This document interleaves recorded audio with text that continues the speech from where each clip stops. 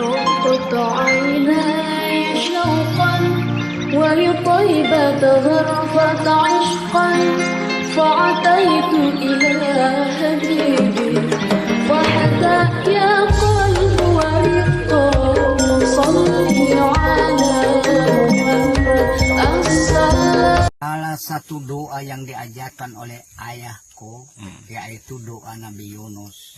Doa ini sangat besar manfaatnya yang kurasakan, yaitu lalu apa doanya dalam perut ikan, la ilaha illa anta subhanaka inni kuntu minadh dhalimin. Ternyata doa ini mujarab. Yunus, kalau secara logika tidak mungkin manusia ditelan ikan masih bisa hidup. Tapi doa tadi Petua, itu sudah terbukti juga dengan Petua kan? Terbukti. Apakah tantanganku ini jaksa intelijen ini, aku anak kampungan? Artinya selain itu, ada juga persoalan-persoalan lain. Lain banyak sebenarnya. Hanya tak usah aku bilang, orang bilang aku punya ilmu yang tinggi. Tidak. Cuma ini saja. Itu saja. Ya, orang bilang kita, jantan. Ya. Tidak. Banyak sudah persoalan lain. Yang terselesaikan dengan itu atas izin Allah tentunya. Iya. Iya. La ilaha illa anta subhanaka inni kuntu minadh dhalimin. Itu sudah terbukti banyak yang kurasakan manfaatnya. Ya. Jadi boleh di aplikasi ini, guys. Oh ya.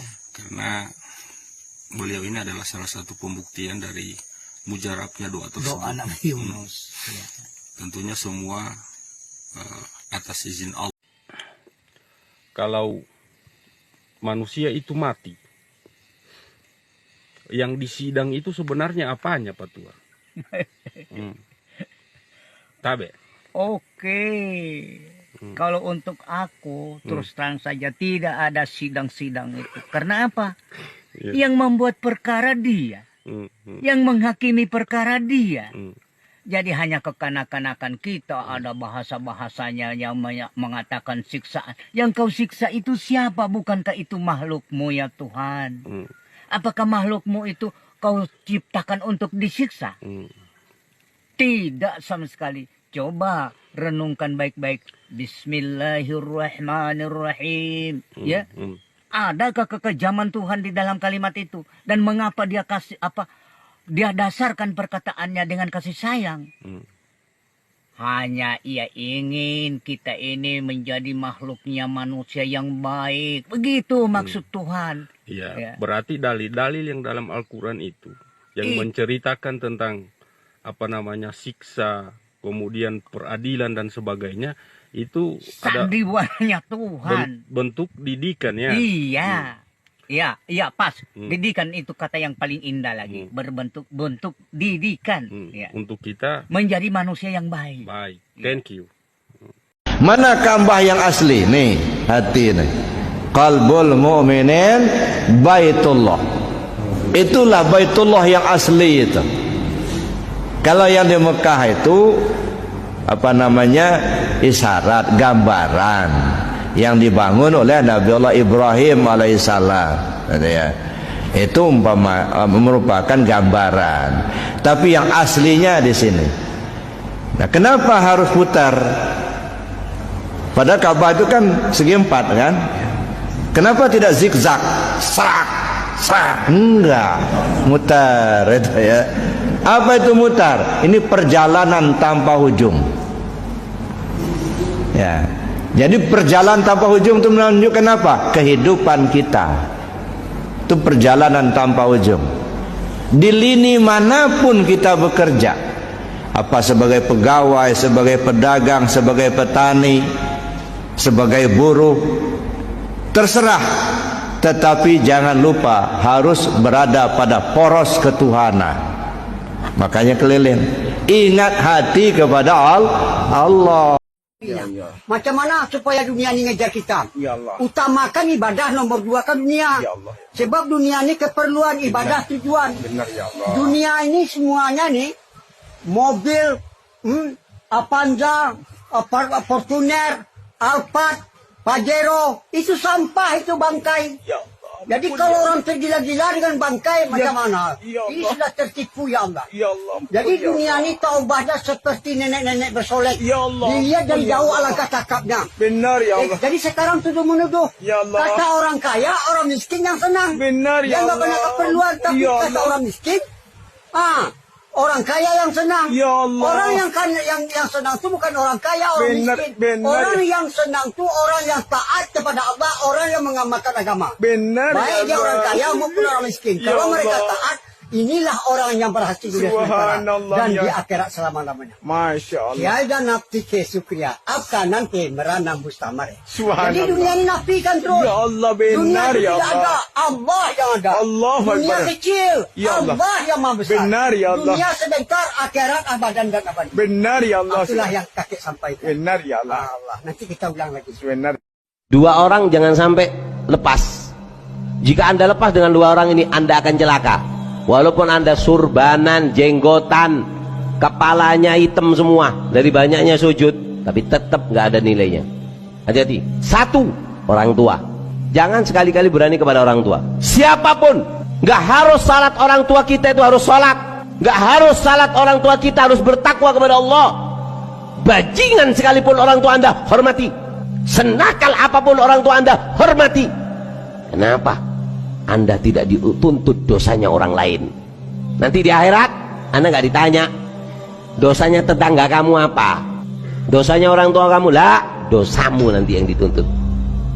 Jadi bukan syarat berbakti harus orang tua itu soleh, bukan syarat berbakti harus orang tua itu alim. Selagi itu yang melahirkan kamu, maka kamu harus tunduk kepada dia, kecuali kalau kamu diperintahkan untuk bermaksiat kepada Allah. La ta'ata li makhlukin fi maksiatil khaliq.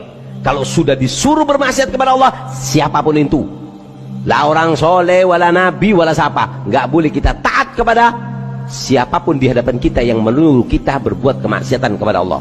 Yang dua, guru. Bahkan kata sholihin, guru itu lebih menakutkan bahayanya daripada orang tua. Kenapa? Orang tua ngelahirkan jasad, tapi guru melahirkan roh kita. Roh kita akan terlahir ketika kita duduk dengan guru. Roh kita akan lahir, roh kita akan cinta dengan kebaikan, kembali ke surga, melakukan ketaatan. Bukan orang tua yang didik, guru. Makanya dikatakan bahasanya dosa kepada orang tua bisa ditebus, tapi dosa dengan guru la tumha abada, tidak bisa ditebus dengan apapun. Hati-hati dengan orang soleh, Pak. Dikatakan bahasanya irdus salihin summun qatil. Kehormatan orang soleh adalah racun yang mematikan. Dikatakan siapa orang yang terkena doa jelek orang soleh, dia akan membalaskan 3 kejelekan. 1, hatinya akan mati. Kalau sudah adanya mati, hati mati, apa yang dia dapat? Mau sholat nggak kerasa, baca Quran, kayak orang hati mati itu seperti orang yang lidahnya mati rasa. Ya apa kalau orang mati rasa lidahnya? La rawon, wala sate, wala gule, wala apa.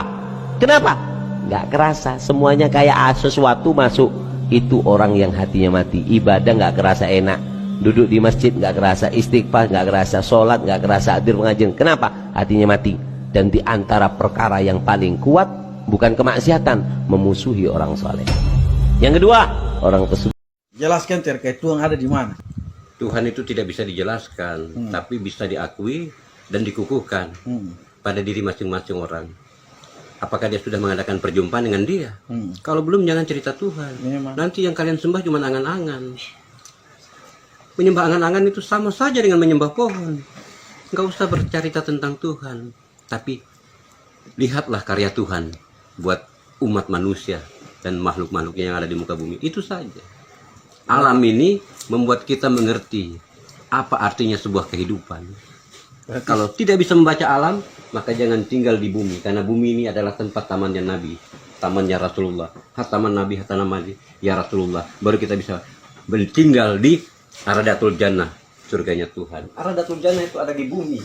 Jangan kalian cari-cari lagi. Berarti kalau kalian mencari-cari tentang surga dan pahala, itu nonsen. Tapi nikmatilah hidup ini, karena yang nikmat itu pasti mati dan memutuskan rasa. Setiap nikmat pasti kata dasarnya mati, menikmati. Nah, itu. Yang enak-enak itu pasti mati. Berarti akhiran kata dari menikmati itu mati. Mati. Kalau belum pernah merasakan mati, jangan cerita tentang hidup. Kalau Berarti mau hidup, mati dulu. Berarti saya perlu mencari tahu tentang keberadaan Tuhan. Tuhan tidak perlu dicari. Betul. Dalam setiap sendi-sendi kehidupan manusia, Tuhan sudah selalu ada. Tanpa Tuhan maka tidak ada kehidupan.